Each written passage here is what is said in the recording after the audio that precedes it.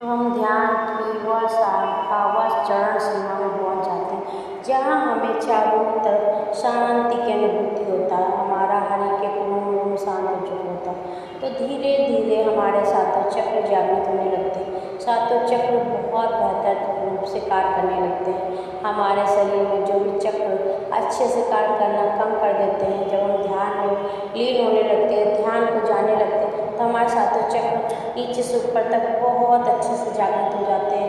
हर एक रोम हर एक अंग बहुत अच्छे से कार्य करने लगता है। जो भी हमारे रोग प्रतिरोध की क्षमता है उसको तो बढ़ा ही देता है, प्लस हमारे शरीर में जो भी दिक्कतें परेशानियाँ आ रही थी धीरे धीरे वो खत्म हो जाती है, तनाव खत्म हो जाता है, ध्यान की शक्ति बढ़ जाती है, कई गुना बढ़ जाती है, कुछ भी हमें बहुत जल्दी याद होने लगता है। और मन मतलब कैसा भी है स्थिति हो, कैसी भी परिस्थिति स्वयं को मतलब शांत रखने लगते हैं। अगर हम जब ध्यान डेली करते हैं, डेली अपने आप को किसी शांत अवस्था में रखते हैं, शांत अवस्था में लीन रखते हैं, तो हमारा तो जब चक्र जागृत होने लगता है, सब चक्र अच्छे से कार्य करने लगता है, तो हमें कोई भी परेशानी बहुत बड़ी नहीं लगती, बहुत छोटी हो जाती है हमारे लिए। तो हर परेशानी को बहुत ईजिली से अच्छे से हम हल कर लेते हैं, बहुत अच्छे से हल कर लेते हैं। बहुत ठंडे मन रहता है, पूरा दिमाग ठंडा रहता है, तनाव से तो दूर रहते हैं, मन में प्रसन्नता बनी रहती है, अंदर ही अंदर मुस्कुराते रहते हैं और चेहरे पर अपने आप चमक और रौनक ऐसी रहती है कि क्या बताएं। इतनी चमक इतनी रौनक आ जाती है जब हम ध्यान डेली करने लगते हैं। जैसे हम देखो अब ध्यान करते हैं, पहले हमारे भी थोड़ी सी तनाव और परेशानी थी, क्योंकि मेरे भी अभी दो बच्चे को जन्म दिया है और ऑपरेशन से तो थोड़ा सा तनाव चेहरे पे आ ही गया था, स्ट्रेच आ गया था। अब मैं कैसे वापस अपनी स्थिति पे अपने स्वरूप पे आऊँगी, पर आई। मैंने फिर कोशिश की, हमने आगे बढ़ने की कोशिश की, आप लोगों को जानने के लिए सिखाने के लिए कोशिश की। तो हम कहते हैं अगर मन शांत है, अगर आप शांत हैं, आप शांत अवस्था में कोई भी डिसीजन कुछ भी कार्य करेंगे तो वो सफल होगा। अब अगर मन अच्छा है और हम किसी का बुरा नहीं चाहते, मतलब चाह के भी हम किसी का बुरा नहीं सोच सकते।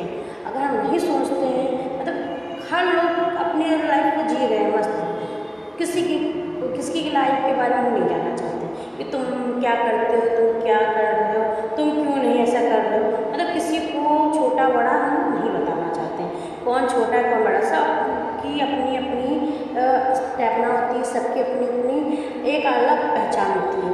हर एक इंसान अपनी अलग पहचान बनाता है, तो किसी को छोटा बड़ा कराने से कोई फ़ायदा नहीं है। इसलिए केवल हम खुद को जानेंगे, खुद को पहचानेंगे, खुद को समझेंगे। अब कुछ भी बदलना तो स्वयं को बदलेंगे, स्वयं को जानेंगे, क्योंकि ध्यान ही ऐसा है स्वरूप है कि शरीर अंदर से हमें निर्भर करता है, अंदर से हमें ऐसी प्रेरणा देता है कि हम अपने आप को शांत रख सकते हर अवस्था में।